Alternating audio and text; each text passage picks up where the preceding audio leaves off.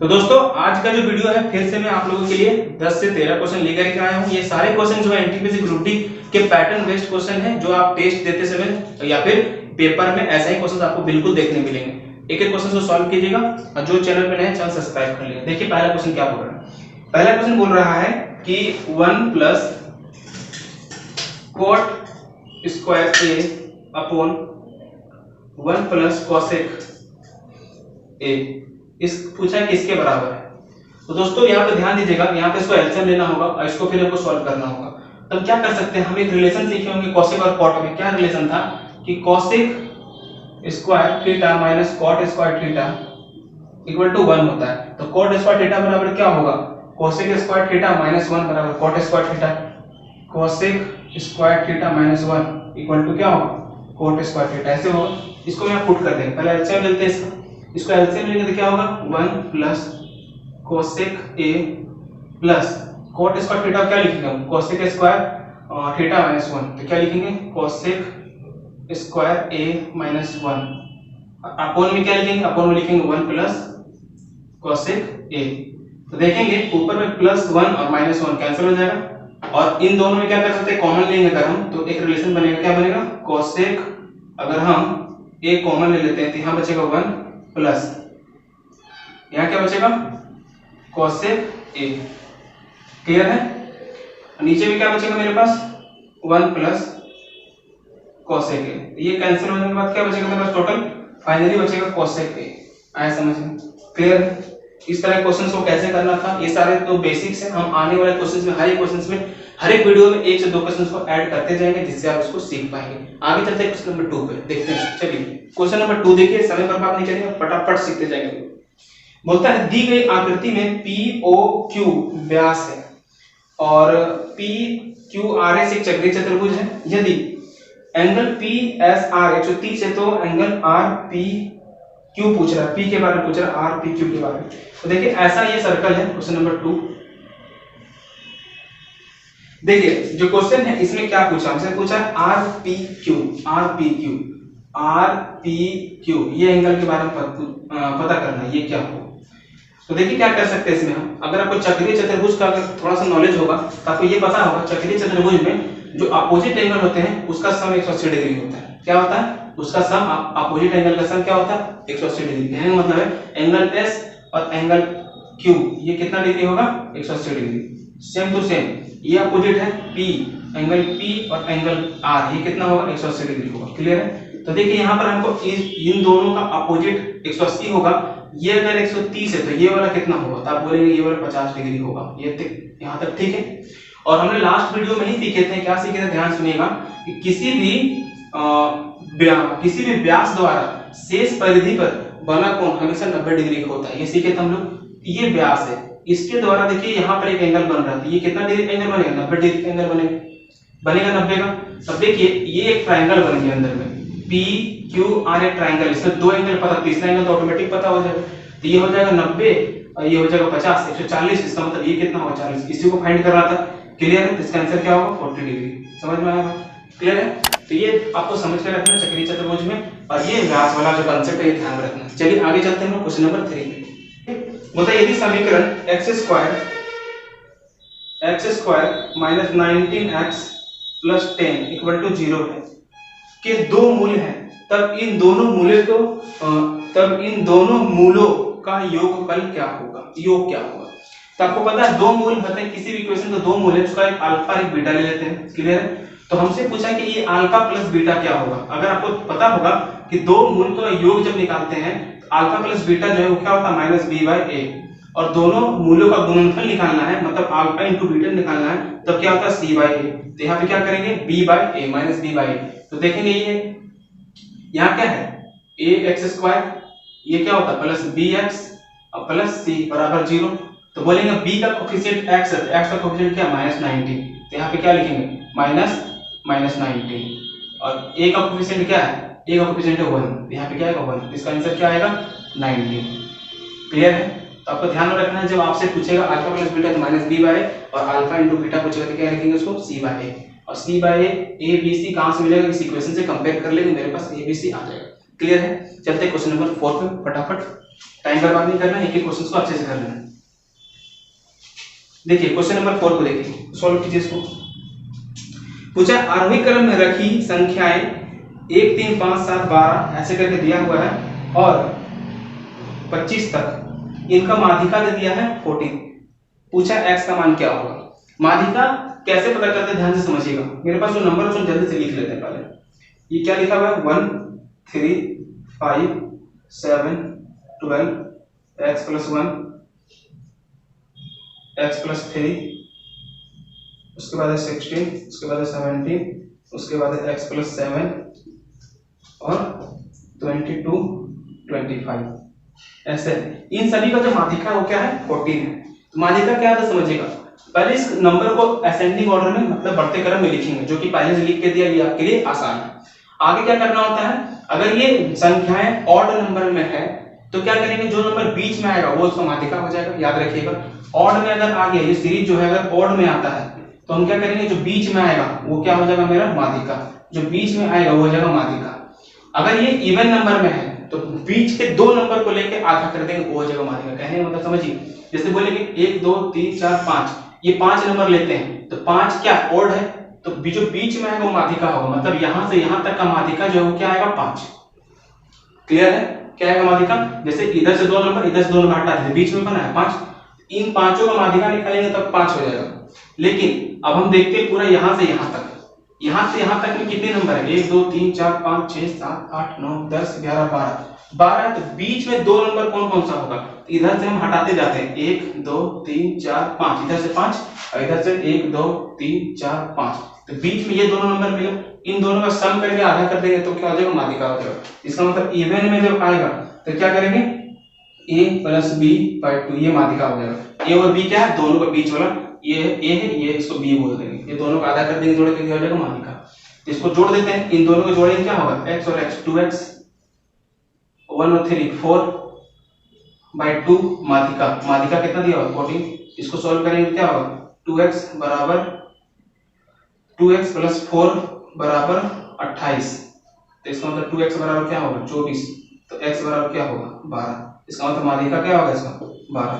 Clear है, समझ में आ गया होगा। ये चीज ध्यान में रखिएगा, इवन ऑर्डर में ऐसे ही पूछता है। आगे चलते हैं क्वेश्चन नंबर 5 पे।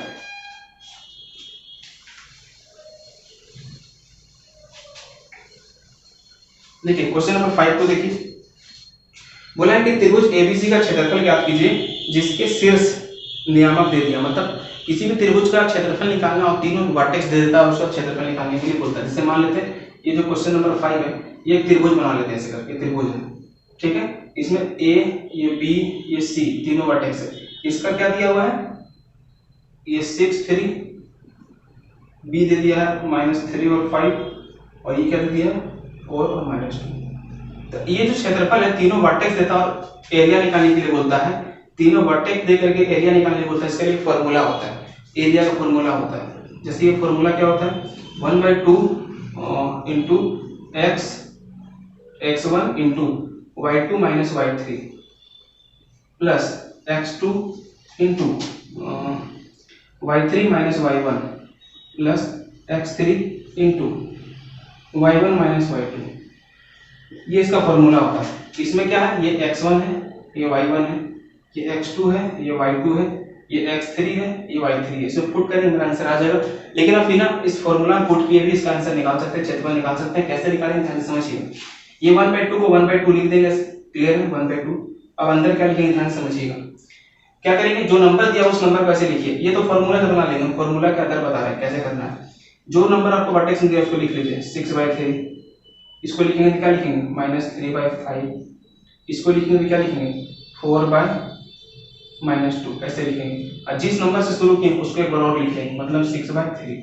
अब करना क्या है, इस ऊपर से नीचे ऐसे करके सॉल्व करेंगे, इनटू करेंगे ऐसे करके, और एक बार नीचे से ऊपर, नीचे से ऊपर ऐसे।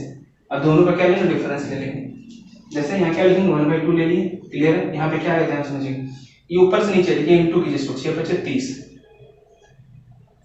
इसको इनटू कीजिए 3 दूनी 6 माइनस माइनस प्लस, इसको इनटू कीजिए 4 × 3 12, ये आ गया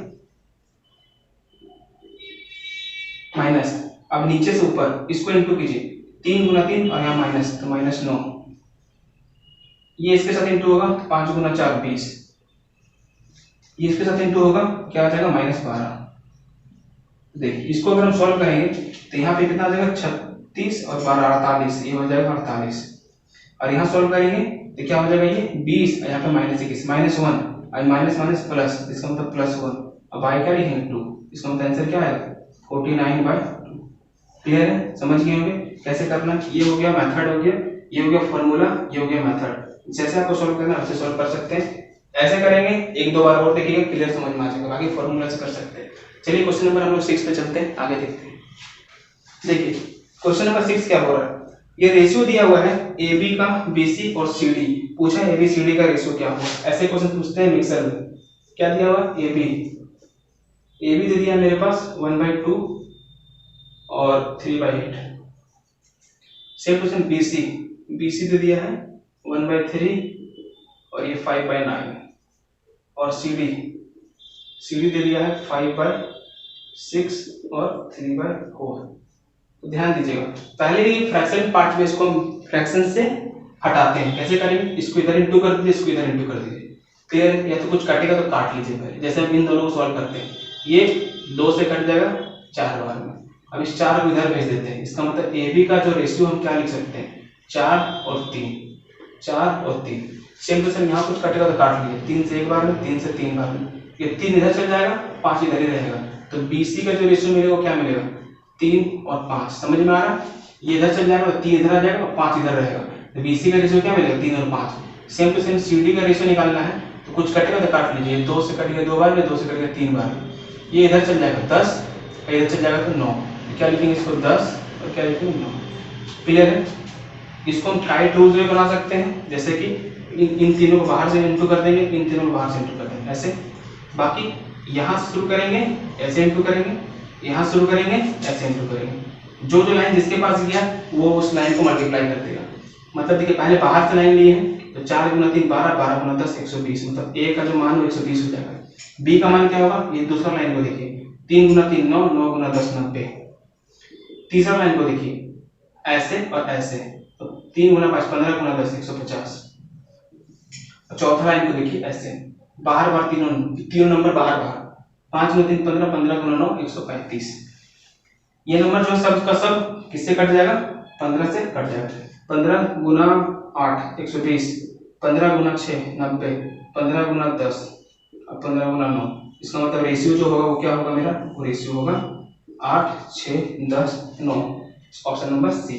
क्लियर है, ऐसे करते हैं। बहुत लोग इसको कैसे करेगा, इसके बगल में खाली जगह है, उसके जगह में 3 3 बैठा देगा।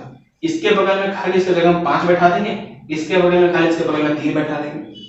इसके बगल में खाली 2 जगह, इसके बगल में 10 10 बैठा देंगे। ऐसे भी करते हैं लोग, ऐसे भी कर सकते हैं। बाकी अब क्या कर सकते हैं, बाहर बाहर 2 लाइन खींचेंगे, इधर से पहला छोड़ देंगे ऐसे मिला देंगे, इधर से लास्ट वाला छोड़ देंगे ऐसे मिला देंगे, इधर से पहला छोड़ के ऐसे मिला देंगे, इधर से लास्ट छोड़ के ऐसे मिला देंगे। ऐसे कर सकते हैं। क्लियर है, चलिए हम चलते हैं क्वेश्चन नंबर 7 पे।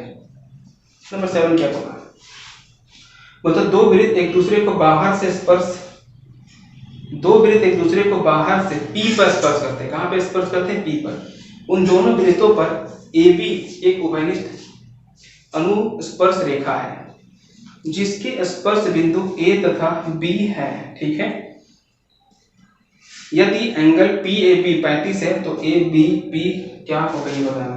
चलिए दो को पहले वृत्त बनाते हैं, दोनों एक दूसरे को बाहर से स्पर्श करेगा।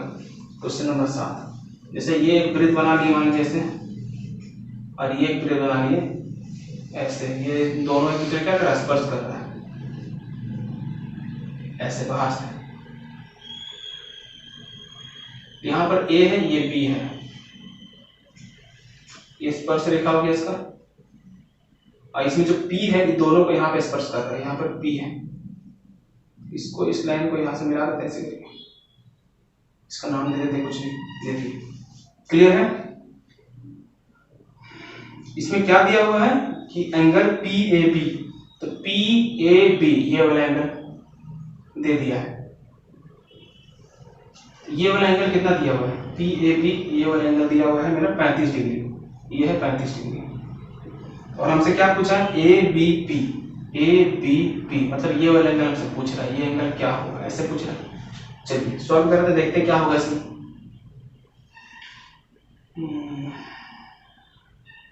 देखिए अगर हम अच्छा से देखेंगे इसमें क्या आइडिया लग सकता है, ध्यान समझिएगा, ध्यान समझिएगा।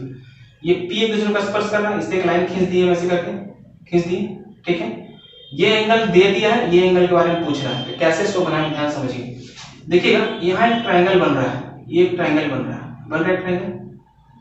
ये एंगल पता है, अगर हम ये वाला एंगल पता कर लें तो ये एंगल आराम से पता कर सकते हैं। तो इसमें क्या करना चाहिए, ध्यान समझिएगा।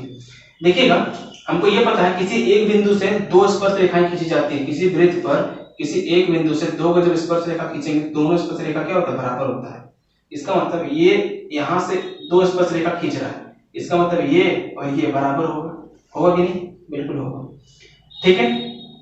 तो हम यहाँ पे क्या देख सकते हैं कि ये जो ट्रायंगल, देखिए ये अंदर वाला ट्रायंगल, देखिए इसको ATP को इसमें देखेंगे तो ये दोनों लाइन क्या बराबर है, ठीक है, दोनों स्पर्श रेखाएं बराबर है। तो जब दो साइड बराबर है तो दो एंगल भी बराबर होगा सामने वाला, इसका मतलब ये 35 है, इसका ये अंदर वाला कितना होगा, ये अंदर वाला 35 होगा इसका मतलब।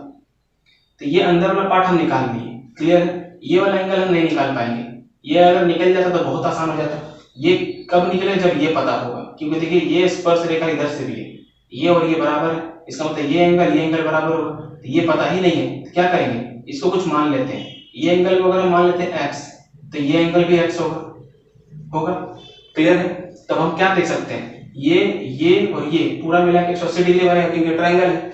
तो हम क्या लिख सकते हैं, ये एंगल कितना है, 35 डिग्री, ये एंगल कितना है, यहाँ 35, यहाँ पर x, तो क्या लिखेंगे, 35 डिग्री प्लस x, ये भी एंगल लिख ली, और ये एंगल क्या माने, x, यहाँ पे क्या है x, ये पूरा कितना होगा 180 डिग्री। इसमें क्या दिख रहा है, 70 डिग्री, उधर माइनस कर देंगे, इधर क्या बचेगा, 2x बराबर कितना बचेगा मेरे पास, 180 में से 70 जाएगा तो 110, इसका मतलब x बराबर क्या होगा, x बराबर होगा 55। इसका मतलब ये जो एंगल है वो कितना डिग्री का होगा, ये एंगल होगा 55 डिग्री का। बोलिए समझ में आया कैसे किए सवाल को। तो ध्यान में रखिएगा कि एक बिंदु से जब दो स्पर्श रेखाएं खींची जाए तो दोनों क्या होता है, बराबर। इसी के थ्रू इस क्वेश्चन को हमने सॉल्व कर लिया, ठीक है। तो इसमें जो नॉलेज मिला वो स्पर्श रेखा बेस्ड मिला। आगे हम और भी ज्योमेट्री का क्वेश्चन नेक्स्ट वीडियो में लेंगे, उसमें कुछ और कांसेप्ट होगा। चलिए आगे चलते हैं क्वेश्चन नंबर 8 पर। हर एक वीडियो में हर एक चैप्टर से अलग अलग एक टाइप क्वेश्चन लेते जाएंगे, जिससे आपका रिवाइज हो जाएगा और आप प्रैक्टिस करेंगे अच्छे से। देखिए क्वेश्चन नंबर 8 क्या बोल रहा है कि 1/9 प्लस 1/6 प्लस 1/12 प्लस ये पैटर्न है। ये पैटर्न का क्वेश्चन आपसे बिल्कुल पूछता है और पूछता रहेगा। 30 प्लस 1/42 प्लस 1/56 प्लस 1/72, इन सभी का टोटल पूछ रहा है। अगर आप इसको एलसीएम लेकर बनाएंगे तो फिर हो गया आपका बनाना एग्जाम में नहीं होगा, बहुत समय लगता है। तो कहीं एक पैटर्न इसको पकड़ना होता है, क्लियर है। जब नंबर सिस्टम पढ़ेंगे, सिंपलीफिकेशन पढ़ेंगे तो सिंपलीफिकेशन में आपको मिलेगा। तो यहाँ पे करना क्या है, देखेंगे कहाँ से पैटर्न शुरू हो रहा है। ये फर्स्ट में 1/9 लिखा है, तो देखिए ये अचानक घट गया फिर बढ़ रहा है और बढ़ते जा रहा है। इसका मतलब ये 9 जो है इस पैटर्न को फॉलो नहीं करने दे रहा है। इस 9 को छोड़ देंगे तो कहीं ना कहीं एक पैटर्न दिखाई दे रहा है आपको कि ये देखिए बढ़ रहा है, ये देखिए बढ़ रहा है, ये देखिए बढ़ रहा है। कैसे बढ़ रहा है देखेंगे, यहाँ पर 6 बढ़ा या 8 बढ़ा, 10 बढ़ा, 12 बढ़ा, ऐसे करके बढ़ रहा है। लेकिन और अच्छे से देखेंगे, अगर आप सिंपलीफिकेशन पढ़े हैं तो वहाँ पे क्या देखने को मिलेगा, देखिएगा इस हम 6 को हम क्या लिख सकते हैं, इस 6 को लिख सकते हैं 2 गुना 3, इस 12 को क्या लिख सकते हैं 3 गुना 4, इस 20 को क्या लिख सकते हैं 4 गुना 5, इस 30 को क्या लिख सकते हैं 5 गुना 6, ये 42 को क्या लिख सकते हैं 6 गुना 7, और इसको हम 7 गुना 8 और इसको हम 8 गुना 9 ऐसे लिख सकते हैं। बोलेंगे इसको लिखने से क्या फायदा है, ध्यान दीजिए इसको लिखने क्या फायदा है। जब हम इसको घटाएंगे तो ये वापस यही मिल जाएगा। कहने का मतलब क्या है, जैसे कि हम ये 2 और 3 में तोड़ दिए, इसको हम 1/6 को क्या हम ऐसे लिख सकते हैं 1/2 माइनस 1/3, तो बोलेंगे लिख सकते हैं। कैसे, देखिए इसको हम सॉल्व करेंगे तो इसका एलसीएम क्या है, इसका एलसीएम आएगा 6, तो 2 का पावर 6 3 बार, 2 पर में क्या बचेगा 3 और -2, फिर से क्या मिलेगा 1/6। इसका मतलब ये फायदा है इसको ऐसे लिखने से, आया समझ में। तो जब भी आपको इस पैटर्न से दिखेगा क्वेश्चन, मतलब जिससे खत्म हो रहा है उससे शुरू हो रहा है, ये 3 में खत्म 3 से शुरू, 4 में खत्म 4 से शुरू, ऐसे कभी भी पैटर्न आपको दिखता है तो करना क्या समझिएगा। फर्स्ट जो नंबर है, फर्स्ट नंबर क्या मिला आपको 1/2, ये 6 को तोड़ा तो 2 3 में टूटा, तो फर्स्ट नंबर क्या 1/2 लिख देंगे 1/2। लास्ट नंबर क्या मिला 1/9, घटा देंगे 1/9। ये जो आंसर आएगा इसका आंसर आ जाएगा, मतलब यहाँ से लेकर के यहाँ तक आंसर आपको मिल जाएगा। क्लियर है? कभी भी ये पैटर्न को फॉलो होगा तो क्लियर है। लेकिन एक चीज का ध्यान देना है, ये घटाने के साथ एक चीज का ध्यान देना है कि नीचे का डिफरेंस, देखिए यहाँ नीचे का डिफरेंस और ऊपर में जो नंबर है वो सेम होना चाहिए। यहाँ डिफरेंस 1 का है, ऊपर भी 1 है, 1 का डिफरेंस 1 का है। अगर ये डिफरेंस सेम नहीं होगा, अगर ये डिफरेंस सेम नहीं होगा तो जितना का अंतर है उसको यहाँ पर इंटू कर देंगे बाहर में। अगर यहाँ 2 का अंतर होता तो 1/2 से इंटू, 3 का अंतर होता तो 1/3 का इंटू, ऐसे कर देना है। लेकिन अभी यहाँ पे 1 से 1 नीचे ऊपर बराबर है, इसलिए कुछ भी इंटू लेने की जरूरत नहीं है। फर्स्ट और लास्ट को क्या करेंगे, माइनस कर लेंगे। ये यहाँ से यहाँ तक का सॉल्यूशन मिल गया। लेकिन अभी मेरे पास और क्या है, प्लस 1/9। इसको सॉल्व करेंगे आंसर आ जाएगा। तो देखते हैं क्या आता है आंसर। चलिए 1/9 हो गया। इसको सॉल्व करेंगे क्या आएगा, नीचे में 18 और ऊपर में क्या आएगा 9, 9 में से 2 जाएगा तो 7, ऐसा ही कुछ बचेगा। क्लियर है? अब इसको सॉल्व करते हैं तो यहाँ आंसर क्या होगा 18। ठीक, 9 का टेबल में 18 कितने बार में 2 बार में, तो ऊपर 2 लिख दिए। 18 के टेबल में 1 बार 7 लिख दिए। ये क्या बन गया 9/18 और 9/18 क्या लिखेंगे 1/2। इसका आंसर क्या है 1/2। ये पैटर्न को समझ में आया। ये क्वेश्चन हम आगे और भी लेकर के आएंगे। इसमें क्या ध्यान देने के लिए बोले, ये देखिएगा जिस नंबर में खत्म होगा उस नंबर से बढ़ेगा, इसको तोड़ने की कोशिश कीजिएगा। और ऊपर नीचे डिफरेंस सेम है तो फर्स्ट और लास्ट में घटा दीजिएगा। अगर डिफरेंस सेम नहीं है, जो भी डिफरेंस होगा अगर अलग है तो फिर उसको बाहर में इंटू कर दीजिएगा। इतना कर लीजिएगा। इसको हम आगे और भी क्वेश्चन अगले वीडियो में लेकर के आएंगे। ठीक, तो अब हम नेक्स्ट क्वेश्चन पे चलते हैं, क्वेश्चन नंबर 9 पे। देखिए क्वेश्चन नंबर 9 देखिए। क्वेश्चन नंबर 9 क्या है, किसी तार को जब एक वर्ग के रूप में मोड़ा जाता है तो उसके द्वारा घिरा क्षेत्रफल कितना होता है, 484 वर्ग सेंटीमीटर। एक तार है, इसको ऐसे मोड़ दी, मान लीजिए ऐसे एक तार को हम मोड़ दिए वर्ग के रूप में ऐसे, तो उसमें बोलता है कितना एरिया बनता है उसका, 484 सेंटीमीटर स्क्वायर बनता है। तो बोलता है तार द्वारा घिरा क्षेत्रफल क्या होगा यदि इस तार को वृत्त के रूप में मोड़ दें। इसी को हम कन्वर्ट करके क्या करते हैं, सर्कल बना दें, तब इसका जो एरिया है वो क्या हो जाएगा। इसका मतलब कहीं न कहीं हमको इस एरिया निकालने के लिए सर्कल का रेडियस चाहिए, तभी निकलेगा। क्योंकि इसका रेडियस नहीं है तो फिर ये नहीं निकाल पाएंगे। तो इसका रेडियस कैसे मिलेगा, तो ध्यान दीजिएगा इन दोनों में कुछ ना कुछ कॉमन है। क्या इसका एरिया बराबर होगा, नहीं एरिया बराबर नहीं होगा। बराबर क्या होगा, इन दोनों का पेरीमीटर बराबर होगा। रीजन क्या है कि दोनों एक ही तार से बनाया जा रहा है, कि तार की लंबाई जो है इस तार की लंबाई से इसको भी बनाया गया है, यही तार की लंबाई से इसको बनाया गया। इसका मतलब बाहर का जो पेरीमीटर है इसका वो क्या होगा, दोनों में सेम होगा। आ रहा समझ में? इसका मतलब ये जो वर्ग का पेरीमीटर है, इसका स्क्वायर का पेरीमीटर क्या होता है 4 है। ये जो 4 है वो किसके बराबर होगा, इसके बराबर होगा 2 पाई r, इसके बराबर हो जाएगा। तो बताइए ये 4a किसके बराबर हो जाएगा 2 पाई r का। तो बताइए वर्ग का हम परिमाप कैसे निकालेंगे, तो वर्ग का परिमाप निकालने के लिए a चाहिए, तो इसका मतलब a यहां से निकालेंगे। तो बताइए किसी भी वर्ग का क्षेत्रफल क्या होता है a स्क्वायर। तो a स्क्वायर बराबर क्वेश्चन में दे दिया हमको, कितना दे दिया बताइए, तो बोलेंगे 484 सेंटीमीटर स्क्वायर दे दिया। तो a का मान कितना हो, रूट कर देंगे इसका, तो a बराबर कितना हो जाएगा 22। इसका मतलब a का मान निकल गया मेरा। क्लियर है? तो यहाँ पर 4a कितना हो जाएगा, तो 4a हो जाएगा 88। तो यहाँ पे क्या आएगा 2 पाई r। तो 22 से कितना बार में 4 बार में, ये 2 से कितना बार में 2 बार में। तो क्या करेंगे r बराबर कितना हो जाएगा, r बराबर हो जाएगा 14। क्या पूछा तो देखिए तुम हमसे, क्या पूछा क्षेत्रफल पूछा, r मिल गया। हम क्षेत्रफल निकाल लेते हैं इसका। उसका क्षेत्रफल क्या होगा, इसका क्षेत्रफल होता है पाई r स्क्वायर। तो पाई 22/7 r स्क्वायर, r कितना 14 इंटू 14, 7 से कट गया 2 बार में, 14 दूनी 28, 28 दूनी 56, 56 को 11 से गुना कर देंगे, 56 को 11 से गुना कर देंगे, कितना आ जाएगा ये 616 सेंटीमीटर स्क्वायर। इसका आंसर जो क्या हो जाएगा 616 centimetre square, option number C. तो समझ में आया कैसे बनाए क्वेश्चन। क्लियर है? तो आपको ये चीज समझना पड़ेगा, इसका एरिया दे दिया, इसका एरिया पूछा, दोनों के एरिया बराबर नहीं हो तो हमको क्या करना होगा, इसका एरिया निकालने के रेडियस निकालना होगा। ये रेडियस कहां से मिलेगा, वो रेडियस मिलेगा इसके बाहरी लाइन से।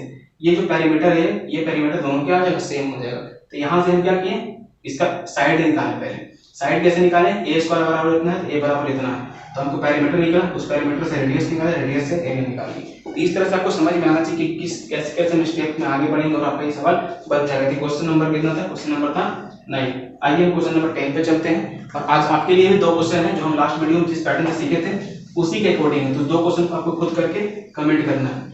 चलिए क्वेश्चन नंबर 10 को देखते हैं। क्वेश्चन नंबर 10 देखिए, बोलता है कि 10 में क्या है, बोलता है एक आदमी 2 कुर्सियां कुल 900 रुपए की लागत से खरीदता है। मतलब 900 रुपए में कितना कुर्सी खरीदता है, 2 कुर्सी खरीदता है। चलिए आगे, एक को उसकी लागत के 4/5 पर, एक को उसकी लागत के 4/5 पर, दूसरी को उसकी लागत के 5/4 पर बेचकर उसे कुल मिलाकर इस लेन देन में 90 रुपए का लाभ होता है। टोटल जो प्रॉफिट है वो कितना है, वो है 90 रुपीज का। टोटल जो प्रॉफिट वो कितना है, टोटल जो प्रॉफिट वो है मेरा 90 रुपया का। तो हम इसको कैसे करेंगे, हमसे पूछा कम दाम वाली कुर्सी कितना दाम है, कम दाम वाला कुर्सी का कीमत क्या है, कैसे करेंगे इस बात को ध्यान से समझिएगा। यहाँ पे बेचे तो हमको क्या दिख रहा है, यहाँ पे लॉस हो रहा है क्योंकि 5 का सामान 4 में बेच दिए, यहाँ पे 4 का सामान 5 में बेच दिए, यहाँ पर क्या हो रहा है, प्रॉफिट हो रहा है। और ऑल ओवर क्या है, 90 रुपए का प्रॉफिट। तो कहीं ना कहीं देखिए ये लॉस में बेच रहे हैं या प्रॉफिट में बेच रहे हैं, और ऑल ओवर हमको प्रॉफिट रखा है, इसमें एलिगेशन लगा सकते हैं, है ना, लगा सकते हैं क्या। एलिगेशन कहाँ लगता है, जब दो चीजों को मिक्स करके एक रिजल्ट बना दिया जाता है। लेकिन दोनों को मिक्स करके रिजल्ट बना दिया, एलिगेशन लगा सकते हैं। लेकिन एलिगेशन लगाने के लिए 3 जो हम लिखेंगे यहाँ यहाँ और एलिगेशन वाला नंबर वो एक ही फॉर्मेट में होना चाहिए, तो परसेंट में या तो नंबर्स में। तो हम क्या करते हैं, देखिए इसको हम क्या लिख सकते हैं, 4/5 को 80% लिख सकते हैं, और इसको क्या लिख सकते हैं, 125% लिख सकते हैं। बताइए ये 80% में बेचे तो यहाँ पे लॉस हो गया कितना, 20% का लॉस। ये 125 से बेचे हैं तो यहाँ 25% का प्रॉफिट हो गया, इसलिए लिखते हैं प्लस का 25। और ये देखिए टोटल 90 रुपए का हमको प्रॉफिट हुआ, तो इसको परसेंट में चेंज करेंगे टोटल में तो कितना परसेंट मिलेगा, 10%। 90 जो है 900 कितना परसेंट है, 10%। इसका मतलब हमको ऑल ओवर 10% का प्रॉफिट हुआ, जिसको एलिगेशन लगाते हैं इसलिए। और आपको ये नॉलेज होगा कि जब हम एलिगेशन लगाते हैं तो सेम साइन में हम माइनस कर देते हैं और अपोजिट साइन में प्लस कर देते हैं। ये दोनों प्लस हो जाएगा तो यहाँ पे क्या आ जाएगा 30, और ये दोनों माइनस हो जाएगा तो यहाँ पे क्या आ जाएगा 15। इसको सॉल्व करेंगे तो क्या आएगा 1:2। इसका मतलब जो मेरा पैसा है वो 1:2 में बढ़ जाएगा। हम जो पैसा को बांटे थे वो 1:2 में बढ़ेगा। तो इसका मतलब टोटल कितना 3, तो बोलेंगे 900 बराबर 3, तो 1 बराबर 300, 1 बराबर 300। इसका मतलब यहाँ जो लगाए हैं वो 300 रुपये और यहाँ जो लगाए वो 600 रुपये। तो पूछा कम दाम वाला कौन है, ये कम दाम वाला। आंसर क्या होती है, समझ में आया क्वेश्चन कैसे किए हैं, क्लियर है। आप एक फॉर्मेट में रखेंगे, जब भी लगाएंगे एलिगेशन तो एक फॉर्मेट में रखेंगे इसको। और ये ध्यान देना सेम साइन होगा तो हम उसको माइनस करेंगे और अपोजिट साइन होगा तो प्लस करेंगे। चलिए क्वेश्चन नंबर 11 पे चलते हैं, 10। देखिए क्वेश्चन नंबर 11 देखिए, बोलता है एक मोटर बोट स्थिर पानी में 10 किलोमीटर पर आवर की गति से चल सकती है यदि नदी में 91 किलोमीटर अनुप्रवाह चली और वहीं लौट आई, उसे कुल 20 घंटे लगे। नदी की प्रवाह की गति क्या है। अगर आप पढ़े होंगे अच्छे से बॉटम स्ट्रीम मेरे से, तो आप देखेंगे कि हम जो आपको बनाने का तरीका बताते हैं वो 2 ही तरीका होता है पूरा बॉटम स्ट्रीम पढ़ने का। एक जब डेटा दिया हुआ है मेरे क्वेश्चन में, उस डेटा के थ्रू हम सॉल्व कर लेते हैं, या डेटा कहीं भी मिसिंग है इसका मतलब एक्स हमको मानना पड़े तो हम क्या करते हैं बाय ऑप्शंस कर लेते हैं, ताकि इससे मेरा बहुत समय बच जाता है। कहीं कुछ आइडिया यहीं पे लगाएंगे, ध्यान दीजिए अच्छे से। होता है क्वेश्चन नंबर 11 देखिए, बोला है कि एक 91 किलोमीटर की दूरी है, 91 किलोमीटर एक दूरी है। तो हम स्थिर वाटर मतलब स्थिर जल में, स्टिल वाटर में अगर हम जाते हैं तो मेरा स्पीड कितना 10 किलोमीटर पर आवर। तो डाउन स्ट्रीम और अप स्ट्रीम में गए, डाउन स्ट्रीम में गए, अप स्ट्रीम में आए, तो हमको टोटल कितना समय लगा, टोटल जो है वो टाइम लगा हमको 20 घंटा। कितना लग गया 20 घंटा। तो हमसे पूछता है कि जो नदी का बहने का गति है मतलब धारा वेलोसिटी वो कितना है, ये कितना है ये पूछ रहा है। तो ध्यान दीजिएगा आपको पता होगा वेलोसिटी बराबर हो जाता है, अगर आपको पता है तो वेलोसिटी बराबर होता है downstream minus upstream by 2, यही होता है। तो मतलब डाउन स्ट्रीम अप स्ट्रीम पता होगा तभी आप निकाल पाएंगे, ऐसा करना होता है।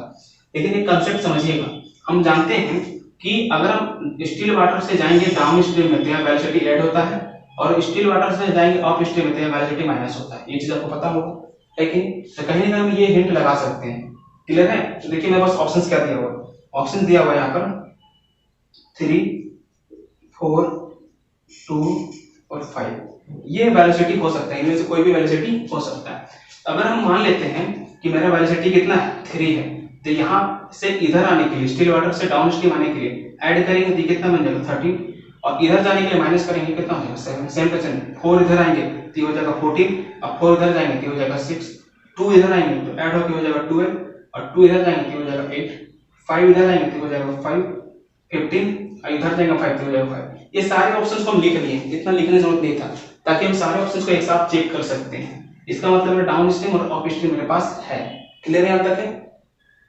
ये कैसे पता चलेगा, ये कैसे पता चलेगा कि मेरा आंसर कौन सा होगा, कैसे पता चलेगा?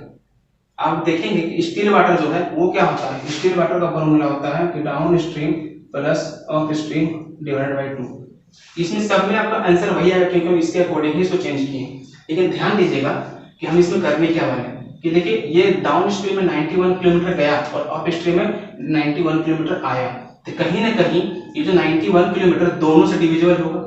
मतलब डाउन स्ट्रीम में 91 को हम इसका स्पीड से डिवाइड करेंगे और यहाँ भी 91 को इसके स्पीड से डिवाइड करेंगे, है कि नहीं? इसका मतलब ये एक ऐसा नंबर होगा जो 91 को डिवाइड करेगा।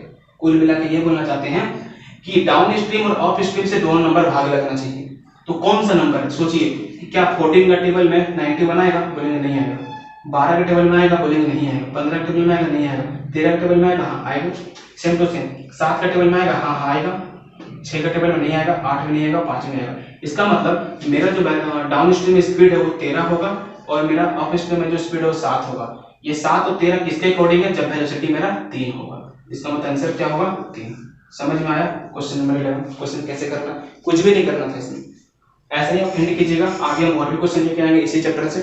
और अगर ये समझ नहीं आता है एक बार और देखिएगा, बाकी बहुत अच्छे से समझ में आ जाएगा। हम आगे चलते हैं क्वेश्चन नंबर 12 और 13 पे। ये दोनों आपके लिए है, जैसे मैंने बोला था 2 क्वेश्चन आपके लिए। तो देखिए क्वेश्चन नंबर 12 को देखिए क्या बोला है, ये हाइट एंड डिस्टेंस है। ऐसा ही क्वेश्चन सेम क्वेश्चन हमने लास्ट वीडियो में भी देखा था। तो इसका आप कमेंट करके हमको आंसर बताएंगे कि इसका आंसर क्या है, ठीक है? 12। और नेक्स्ट क्वेश्चन देखिए, इसके बाद क्वेश्चन नंबर 13। मैंने इस तरह क्वेश्चन बताया था कि गुणनखंड दिया हुआ है, उसमें a का मान पूछा है।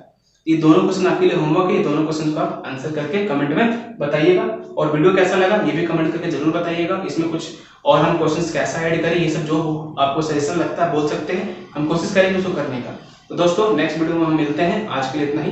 वीडियो जरूर से जरूर शेयर कीजिएगा और अपने जितने भी दोस्तों तक है उनको पहुंचाइएगा। और 8 बजे MWF में ये वीडियो आपको हमेशा मिलेगा और जैसा टाइम मिलेगा हो सकता है रेगुलर भी कर देंगे। आज के लिए इतना ही। Take care, bye bye, good day, जय हिंद।